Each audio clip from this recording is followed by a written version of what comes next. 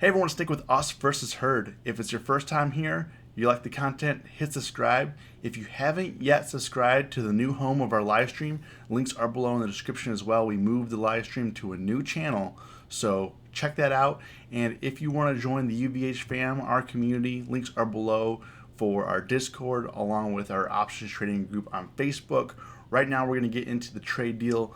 S&P futures are up about 12 points. We have the Dow up about 116, and Nasdaq is up 40 right now.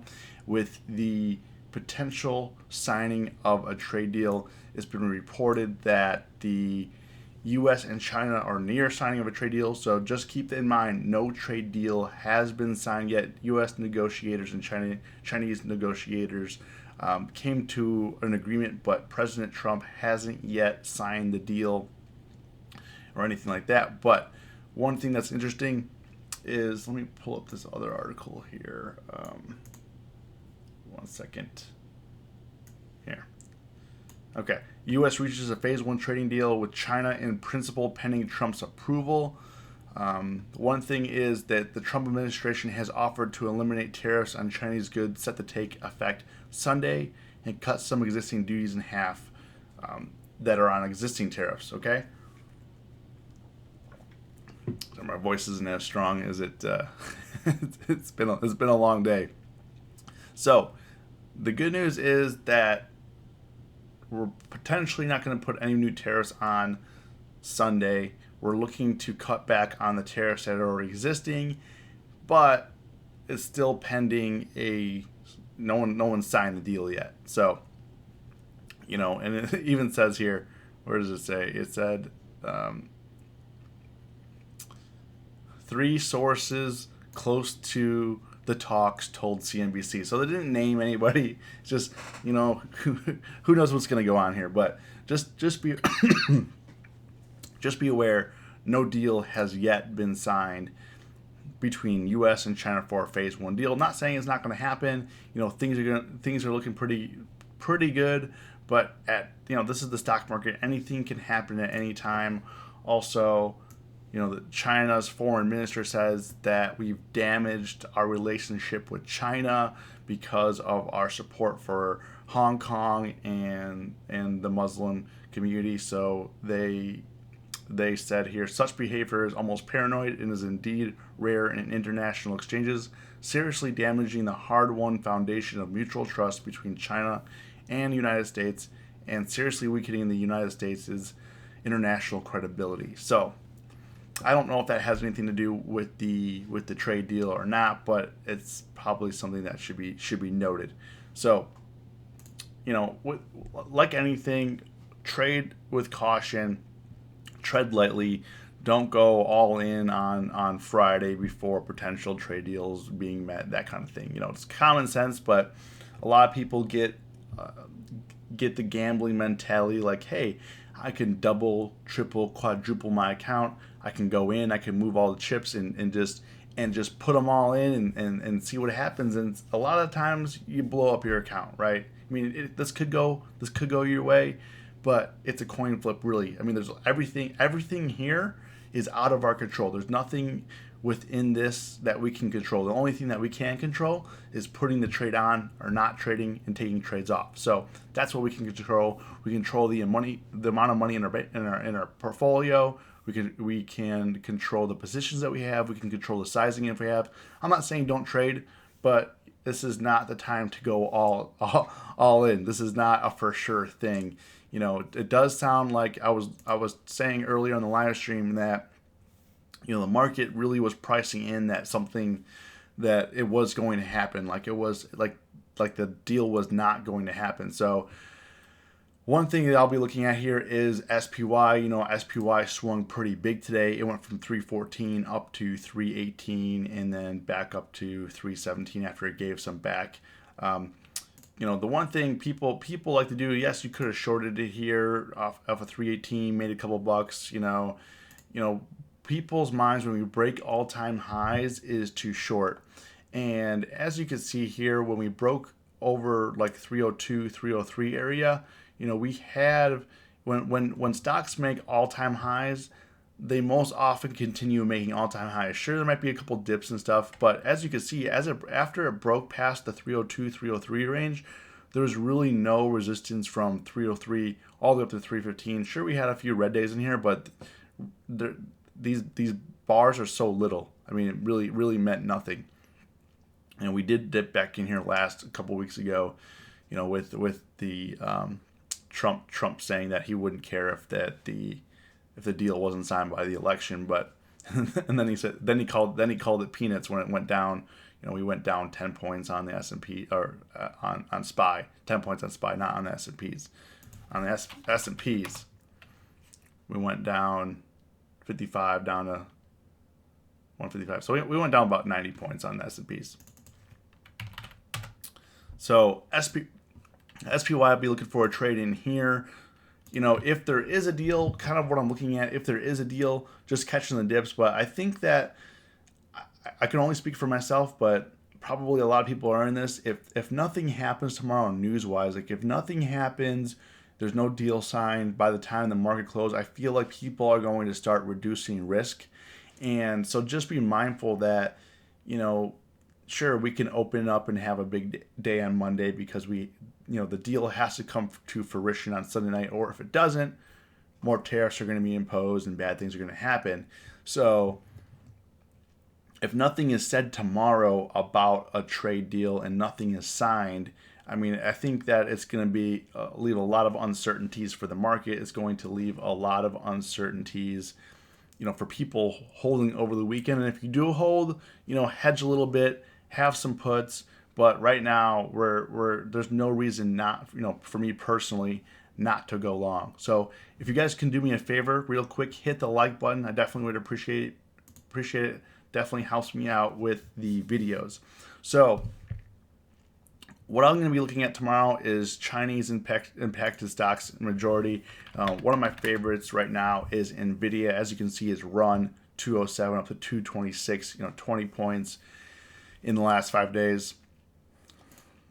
But let me show you what I'm looking at. The reason why it's interesting to me, we pull up the 2-year chart.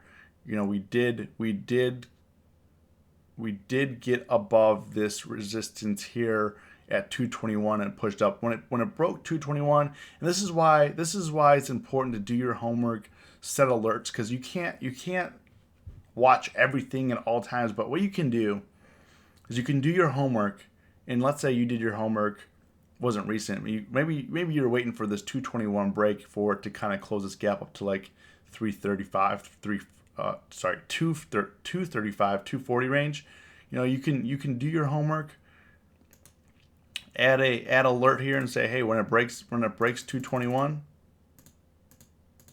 I'm not going to do it now, but you get the idea.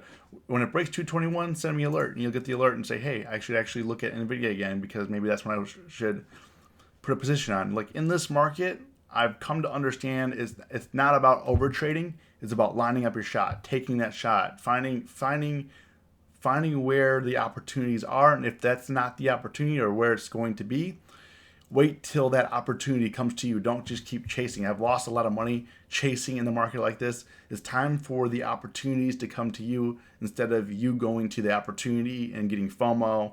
Every time in this type of market, if you have FOMO, you lose money.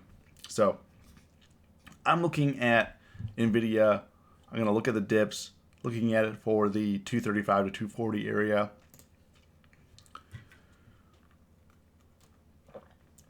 Sorry, guys. It's late. My voice is just trashed. I did do like almost an hour live stream today as well. Alibaba as well. If you look at Alibaba, it's had a very rough year in terms of the trade news. It went from a low of 129. It's now at 204. This is a 2-year chart. So I'm looking forward to retest the 211, 210 area. I'm not sure if it's going to get there, but it's had quite the run here in the last week. So, really once it broke above 201, it's really has had no problems getting back up. So I'm looking for Alibaba to the 210, 211 area and see if we can, if the trade news is resolved, I mean, I think for the longest time Alibaba has been undervalued, but you didn't want to put money into the stock because you weren't sure you weren't sure where things were going to head with the trade war. And right now, I think that's going to obviously retest the all-time highs, which is 211. Another stock that I'm looking at is Boeing. Now, Boeing is heavily impacted by the trade war. They do a lot of manufacturing in China. You can see it has had wide swings yesterday and today, which makes it good for options trading. But you want to be mindful that Boeing comes with a lot of baggage in terms of their legalities and their legal issues right now. They're paying out billions to companies because of the 737 MAX groundings.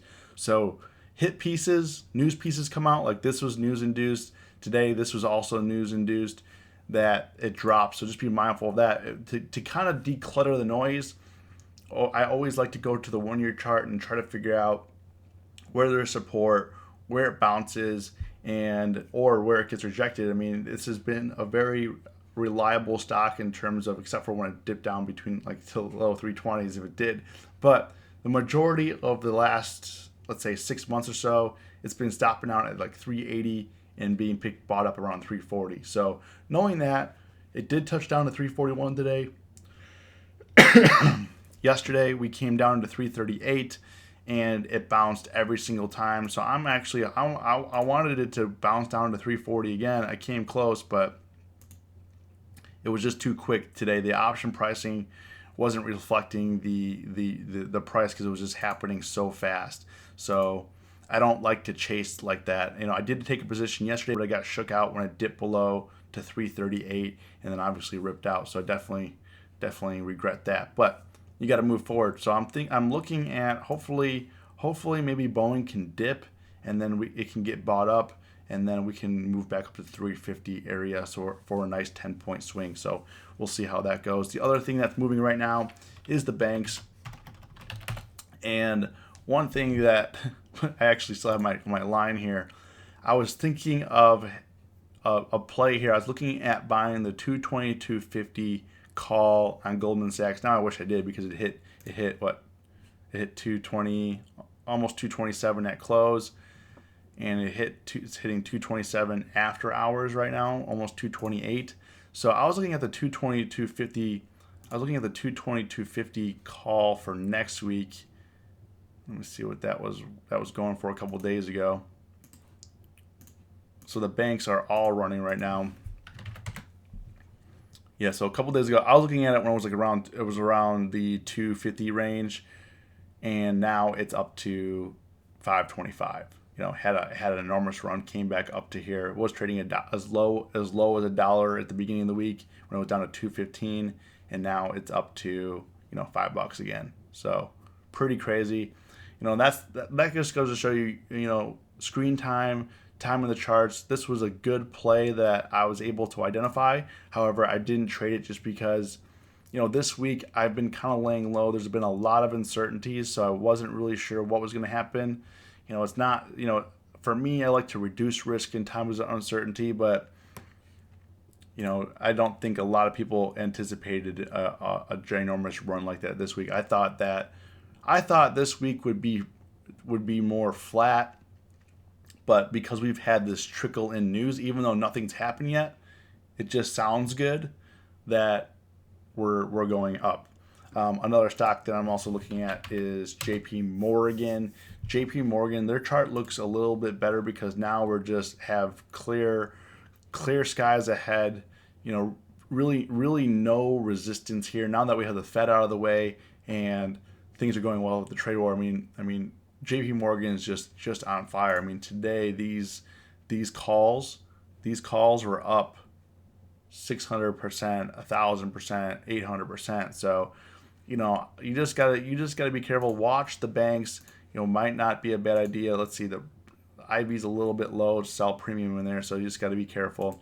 That's kind of the trick right now, is picking the right strategy and being precise and sticking with your plan. Like, I lost money this week because I didn't stick with my plan with Boeing. I got shook out I had no intention of day trading it, and I day traded it and I lost money because I got shook out. I was like, sometimes it's best not to watch and just look at it all day long. Sometimes if you believe in the position, put the position on and leave. If you're doing a day trading, that's fine. If you're day trading, but if you're when the market is low volatility and it's slow, I've been more just putting positions on, letting things work out, letting it come to me, and picking good positions and trying and getting those to work out. And the worst thing you can do is do all the work, get a great position on, and then watch it and get nervous, and then be like, oh well, I'm just gonna take it off because I don't want to watch this anymore. It's like,